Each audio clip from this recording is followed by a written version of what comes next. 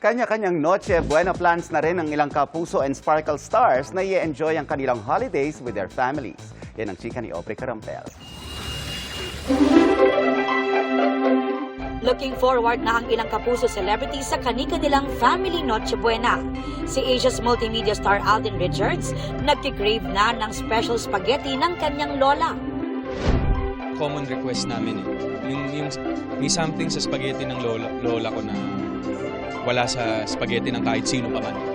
Ano kayang meron sa spaghetti? Yan ang hindi na, ayaw niyang ituro. Turo, paano man? Specialty ng kanyang lolo at lola ang nilulook forward ni makiling star El Villanueva. Paella talaga kasi lagi kaming nag-order ng paella or nagkukok yung lola ko ng paella. So, every Christmas, nilulook forward ko talaga yung luto ng pamilya ko, especially ng lola at lolo ko. Wala namang diet pag Pasko ang kanyang makiling leading man na si Derek Monasterio. Kaya sugar overload siya sa kanilang Christmas dinner. Ako, anything sweet, mga mango float, ganyan, leche flan, fruit salad, yun talaga yung mahilig ako. Like, yun yung, siguro 30% lang ng main dish yung kakainin ko to 70% dessert.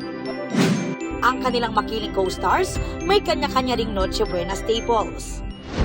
Cake. Laging may cake? Laging may cake. Nakalagay doon, Merry Christmas and Happy Birthday, Jesus. Cheese and alcohol. Kailangan pair ba yun? Yes. Lechon. Literal, lechon. Pag makita niyo yung mga picture namin sa pagka-Noche Buena, lagi may lechon. Lechon din ang must-have sa Noche Buena table ni asawa ng asawa ko star Martin Del Rosario. This year hindi pwedeng wala. Hindi kasi mahilig kami family sa lechon. Si Lizelle Lopez naman, mawala na raw lahat, wag lang ang... Oh my God, yung pamilya ko. Huwag sila mawala. Hindi. Ay, okay. Ay, syempre, hamon. Hamon tayo. At saka yung mga bibingka, ganyan, puto bongbong. Aubrey Carampel, updated to Showbiz happenings.